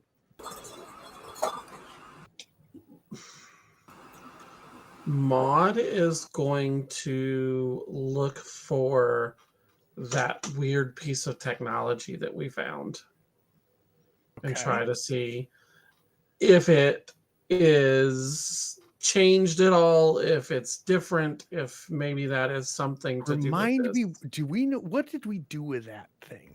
I think it's in Elsie's purse. It's in Elsie's bag. Yeah. It's an endless Mary Poppins bag. Yes, I have it. So you pull that out, Elsie. Geraldine, you kind of work your way through just remembering that map, and you get to the storage closet. You see the access, you pull open the door that's at the bottom of that access, and you see the ladder leading down to the tunnels. We cut back to Maud and Elsie. For the first time, Maud, as Elsie hands this thing to you, I need you to describe it to me. We haven't done that yet. So, the way that I am picturing it is that it's a weird shape that, like, if you look at it, it almost looks like the same shape as the bone necklace the Scrimshaw necklace was carved into, except that it's more an approximation of that shape as opposed to the actual shape. And it's made of metal. It's smooth. It doesn't look like it has any like creases or crevices. There's just a series of lights that are like on it. And despite the fact that the metal's been in the cold and out through, it's room temperature. And I think it's always been room temperature, Maud. Mm-hmm. Why do you know it's been activated? Because the lights are going in a pattern and they repeat as soon as the everything glitches. It'll go green, green, green, green, red, green, green, green, green, red. Geraldine, you pull open the door. You're looking down at this tunnel. Maud, you're staring at this thing. It goes green, green, green. Geraldine, at the bottom of the tunnel, there's a lights going green, green, green, red. Maud, your hand is empty. Hey, guys. Should we go down the tunnel? What's down there? Green, green, green, red. Yes. Honey, there's people in our house. Did you get my message? I'm going quickly. Down. Anything. I don't want to get caught up in this. Let's go. Yeah. Go now. Yes. Hurry. Jackie, come on. Just one more time. Jackie. I'm going to hang it up. Jackie's realizing she can keep drinking and not get drunker. As Jackie's getting pulled away from the phone, just like, but Maddie, my answer. So, I'm going to have the four of you retrieve this from the bottom of the tunnel, bring it back into George's house. Mm-hmm. And I'm going to ask, the four of you are trying to figure out, how do we make this stop? Green, green, red, green, green, red. And if it's okay, I want Elsie and Jackie to figure it out. Elsie and Jackie figure out how to make it stop, but I don't know what. Jackie wants to hit it with a hammer, so Elsie. Let me look at it first. Just I don't understand these things. Technology is. Yeah, just hit it with the hammer.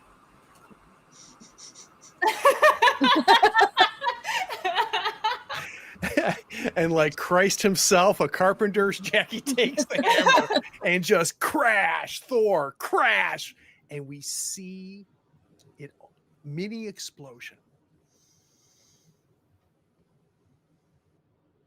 We look at George and we look at his wife. You figured they were about in their early 50s. They both look maybe at best in their late 80s. George turns to you and goes, "Oh my God. Thank you. Thank you."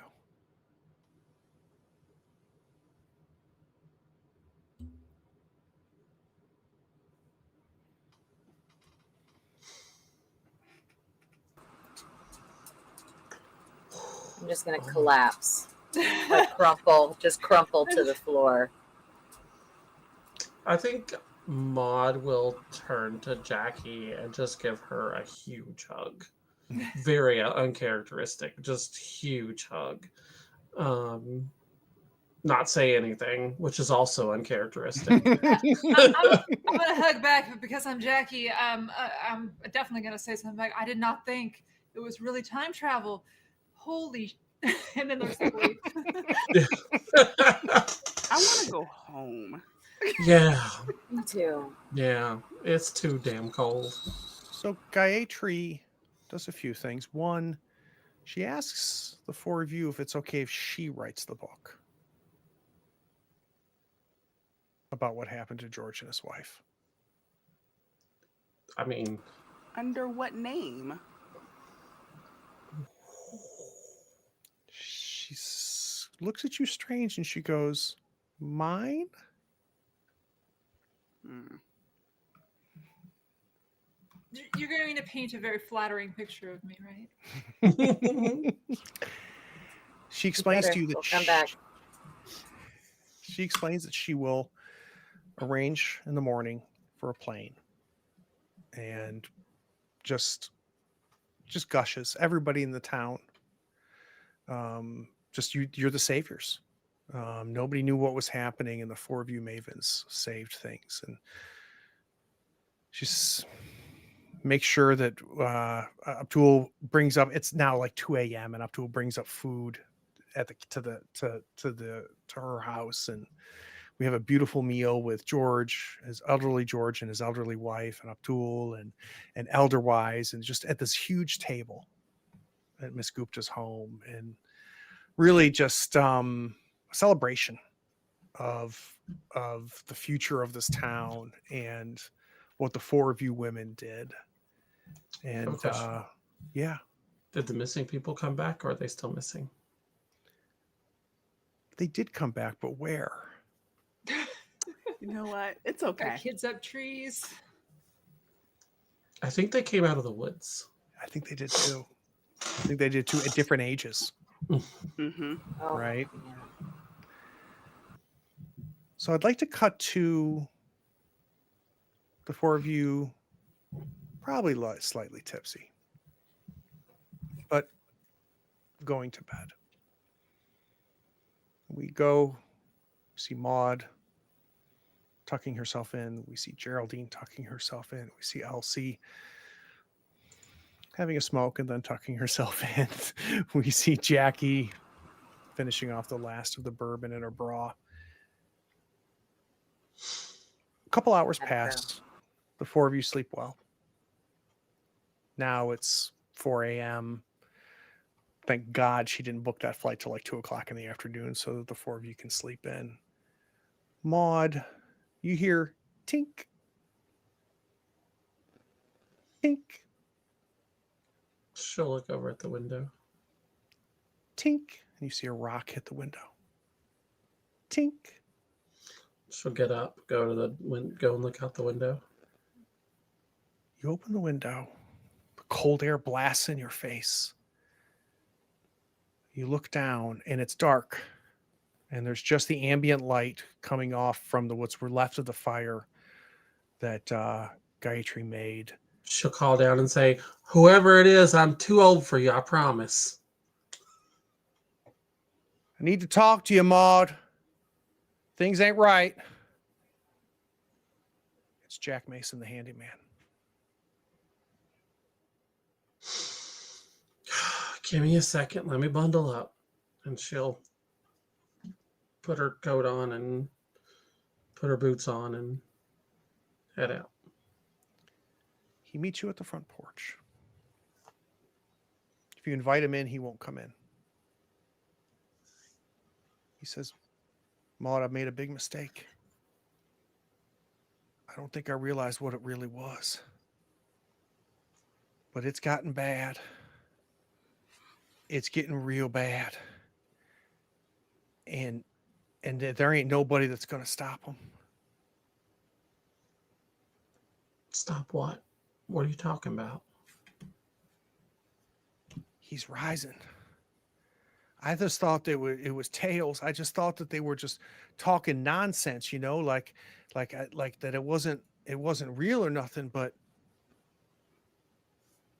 I think it's happening because the skies above Brindlewood Bay are dark. and it's day out. If they knew I was here, they'd kill me. I'm so sorry. I just How'd didn't you know I know. was here? I'm so sorry. I'm so sorry, Maud. We've been following you. They asked me to get sweet on you just to keep track of you. I'm so sorry.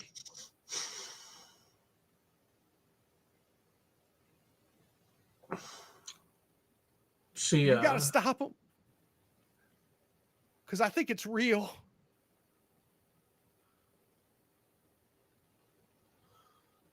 she'll look at him, pull her coat closer together, and she'll say,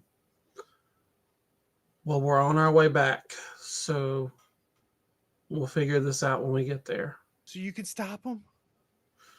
Shit, I don't know. Because But we'll try. the ritual is happening. They've put all the pieces together. They're summoning them. Who? Oh my God, you don't know who. No. It's his mouth disappears. All that's there is flesh. And he goes,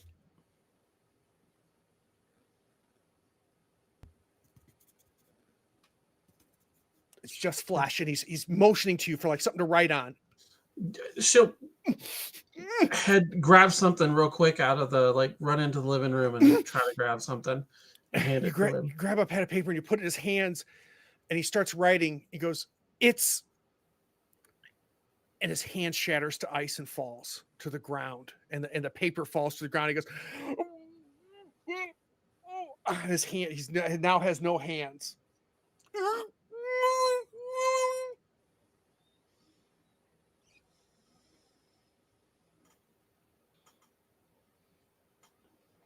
And he crumbles into ash.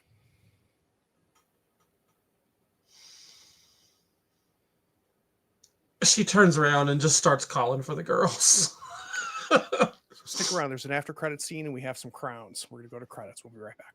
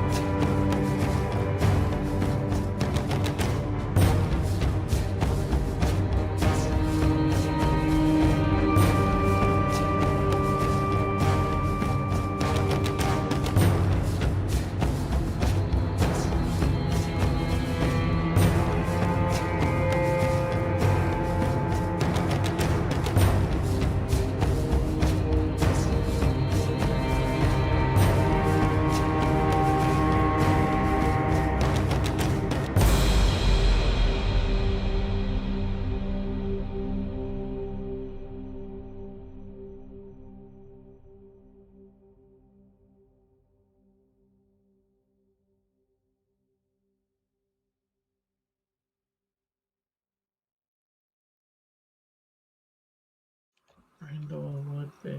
Back. Well, all of this is happening. Maud is downstairs. She's encountered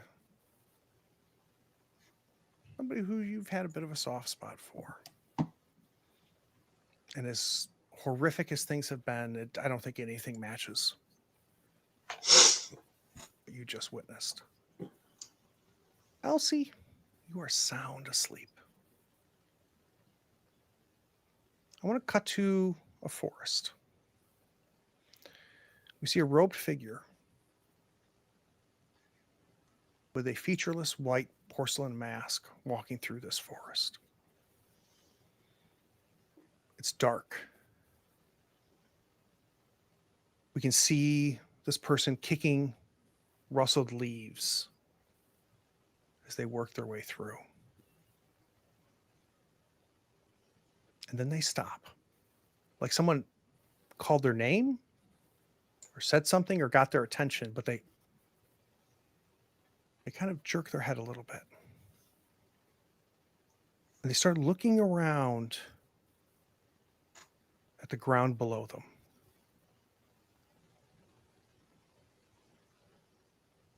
We see them kneel and clear away the leaves on a patch on the ground. They reach into the robes, and they pull out an unnaturally long animal fang. And they use it to draw a circle in the dirt. And a circle inside that. And designs. We just know, even though we don't know, are ancient and old. Signs that haven't been drawn in a very, very long time. They toss the fang into the woods. We can hear it drop on the dead leaves. The figure stands up and for the second time reaches inside of their robes. And they pull out a 5 or 6 pound piece of meat. Like the back of something. Like a roast. It's raw. So raw that some of the blood is still seeping on between their fingers and staining red some of their white robes.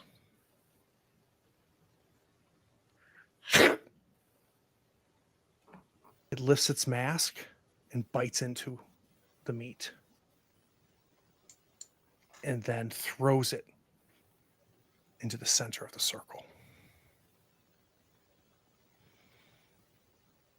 For a third time, they reach inside their robe. And they pull out a scarf.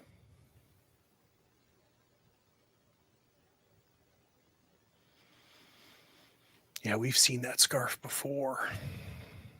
It was around Elsie's neck about 3 days ago.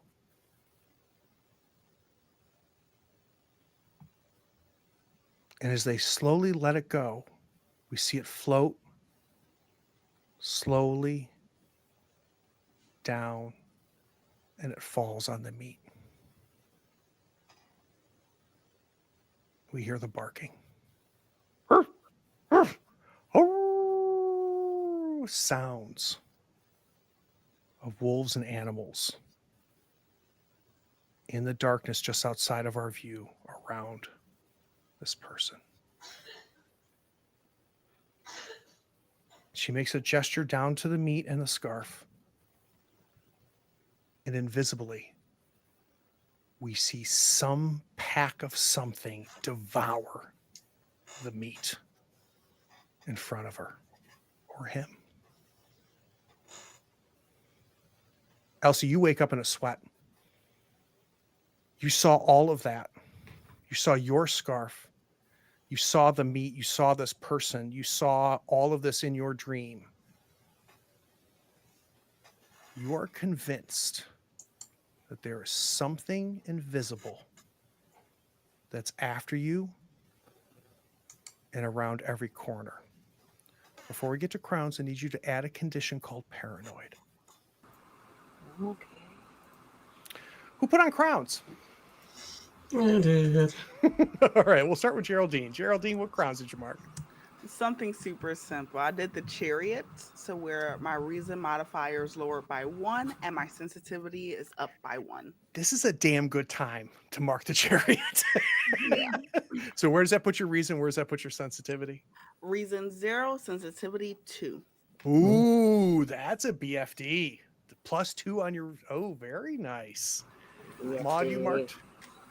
I marked a flashback showing how you were an imperfect sister or daughter. And this is going to be in two parts. So the first part that you see is a teenage Maud with her brother that we've seen before, the military commander, except at this point he's a teenager, and they're having an argument. And the argument is because she doesn't want him to leave for military school. He is going to leave her home by herself in the middle of the holler with nobody else to help her out. And she is so mad at him. And the next scene we see is Maud breaking into the offices where they keep the test results for his military tests. And she goes to start changing his answers. And she has the pencil in her hand and she's about to.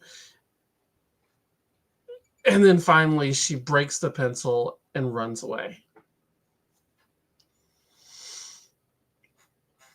That's really good. That's really good. Any other crowns? Yes, I had a crown as well. Would you mark, Elsie? Well, it's funny that you did that because I also went with a flashback showing how you were an imperfect sister or daughter. We must have been on the same wavelength tonight. Mm-hmm.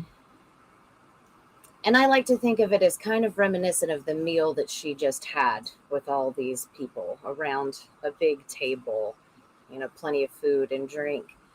And then it kind of shifts to a handcrafted table with far less food on it, but just as many people sitting around it, with her kind of at one end of it, and her father on the other end, and all of her many, many siblings on both sides. And you see her going to work every single day, which, was unusual for the time. She was working at a factory where she met Owen.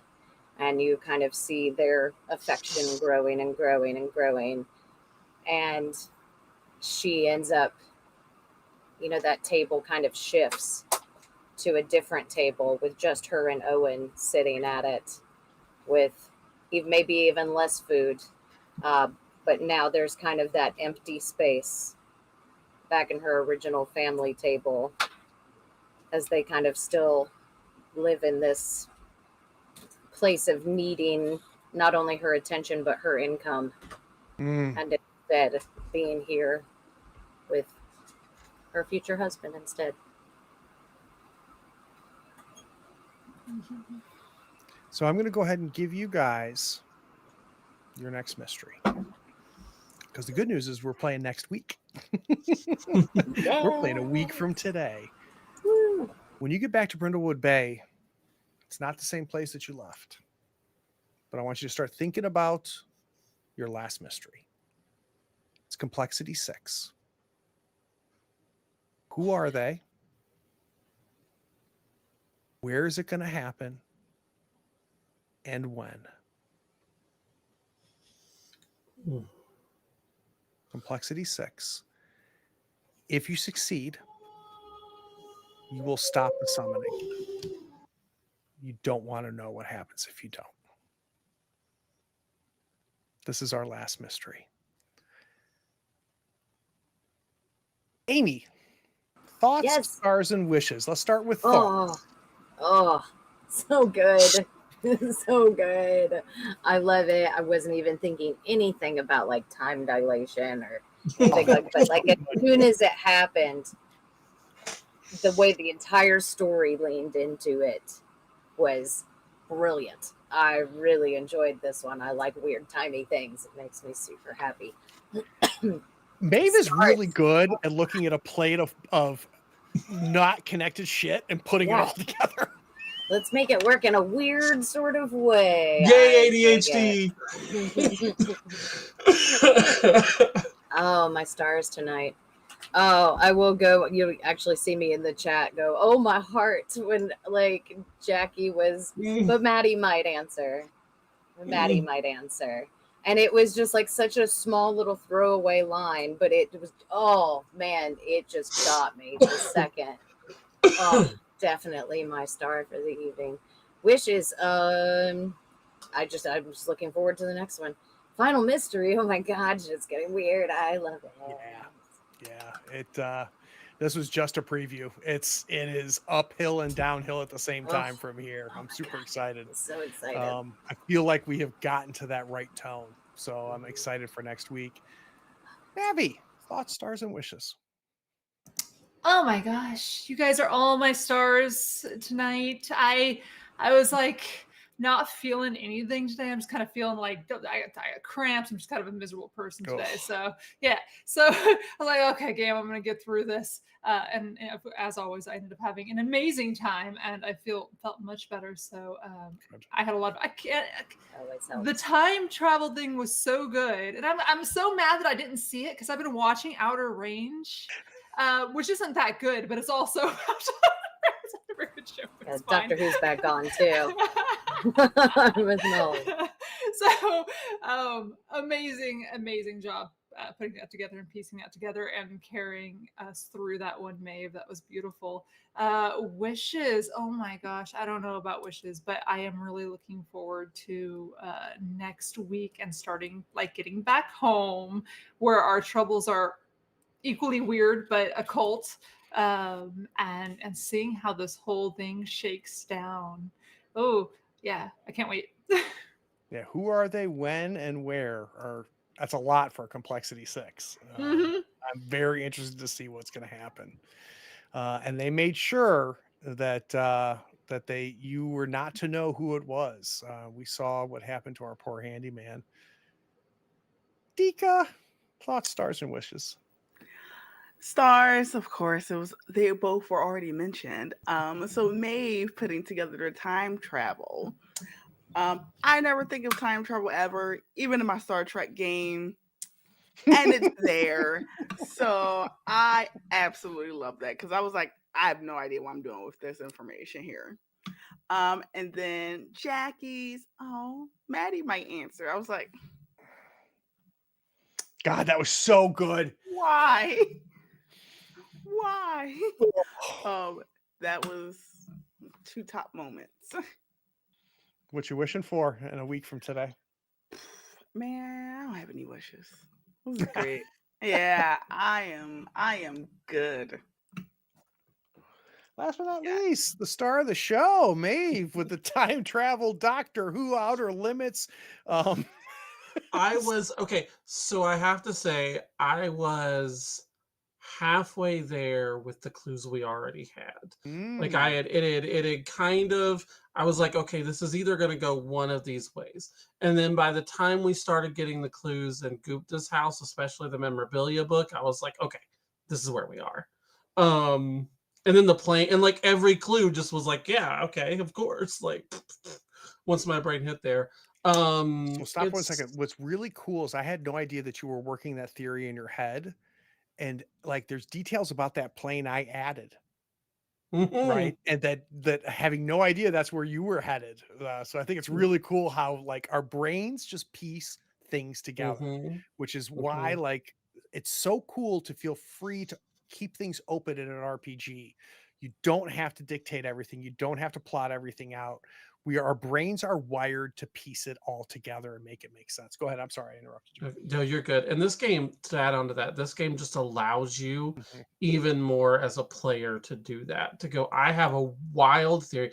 It's like, did you ever watch the Nathan Fillion show Castle? Oh yeah. At the beginning of the show, he's like, I have this theory. It's super wild. At the end of the show, it's kind of that, but different. And my stars, I mean, like, I know it's been said before, but like the Maddie thing was just right before she said that, when she was on the phone, I was like, oh my God, Craig, please do not have her dead wife answer the phone. I will not be able to handle it. And then when I realized that's what she was doing, I was like, oh my God. See, I didn't realize that's what she was doing. And I don't know what I would have done if I had figured that out or had picked up on it. I think I'm glad the way it played, because I don't know if I'm emotionally ready for that to role play the other half of that conversation. I absolutely was just like, I don't know if I was just connected today, but like as soon as she did that, I was like, oh my God, please don't do that, Craig. I will cry on camera. Mm, It's not pretty. mm, Um, mm, mm. yeah, yeah. Whew. That would have got me. That It have was got me. heavy. But you know, it Loved was it. perfect. I Beautiful. feel like, oh my God, it's so cool to think about where we started and where we are with these characters. We've had what, nearly a year now with these Yep. characters, and it rolls right into my wishes. I really want to play another game with you guys. I know we're heading to the end. I want this cast back. I can't wait. Like, Amy and I have been friends for a million years now. Dika and I bonded the minute we played games together, and Navi is my new best friend. So like I'm just I want to play with you guys again. I do. And again and again and Yeah. again. Good stuff. So you guys know all the routine, like, share, subscribe, all that stuff. Very quick though, I know we do have a couple plugs. Let's start with you, Navi. If people need more Navi and the neat things you're doing in the sphere, where do we go? Yeah, great question. I'm on Twitter at NaviMusing, and you can find most of my games at a couple of drakes.com. I need to get better at actually updating that. I'm not good. But yeah, those will get you in the ballpark of finding all of the super cool stuff that we have out now. Yeah, and if that's not updated, go to a couple of Drakes on itch. There's so many good games there. Dika, what do you want to plug? Oh my gosh, it's me. Somewhere else you can find me and another cast member is on Project Derail playing Old Guys of Appalachia. So please come and check us out. I think we're doing an amazing job. It's so much fun. Maeve? All right, I finally have a new project at Foxtel Games that we're running. So we're about halfway through, well, just the second episode of a Geist actual play with a couple of our friends from Project Derailed, and then Jim Dyson, who was on our original Rookwood cast. Great game. Please give us more watches. It's amazing. And I will echo Dika and say, Oh Gods of Appalachia with the Derailed guys we're having so much fun. Such a great game. Like, you can find Foxtel Games on any podcatcher that you listen to. We have a Facebook page. We have a Twitter, Foxtel Games Pod. Make sure you look at TALE. Do not Google Foxtail TAIL. It will take you to weird places on the internet. All right, last but not least, Amy, what you want to plug? Oh, you can find me here, and you can find me on Foxtail Games. What are you doing a month from now? What are you and Dika doing about mid-June on a Saturday? Sorry, Anything? my camera's acting up. Yes, me and Dika are going to be right here playing Shiver. Yes, that's what it's called. Shiver. Yes. It's fantastic. I can't wait. I've been obsessing over my character for months now. The Cannot characters wait. that we have for this are unbelievable. It's Shiver Gothic. Oh. It is 1888 London, old mansion. The So characters good. that they've made are amazing. We've got 4 incredible cast members, so you can catch us. I think it's the second or third week in June. But you already know that because you're already following us on Facebook and all that baloney. All right, guys, I love you. I can't wait till next week. Yay. Cheers. Bye, everyone.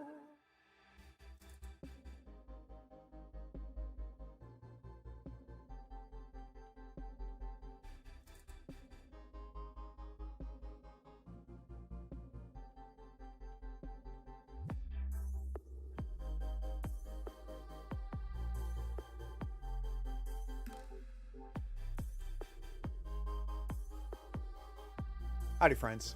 Thank you for watching. All our content is archived and organized in playlists on the Third Floor Wars YouTube channel. Check it out. And if you could like, follow, subscribe, and even set your notifications to this channel on YouTube and Twitch, we'd appreciate it, and it'll make sure that you catch all of our content. I talk with creators, designers, and experts across the gaming landscape in every episode of our podcast, Tabletop Talk. Open up your favorite podcatcher and search for Tabletop Talk from Third Floor Wars. Support your creators. They make the content you love, and it's your support that makes it happen. If you want to help us, go to Third Floor Wars on patreon.com, and you can help us for as little as $1 a month. Thanks again. We'll see you next time. Take care.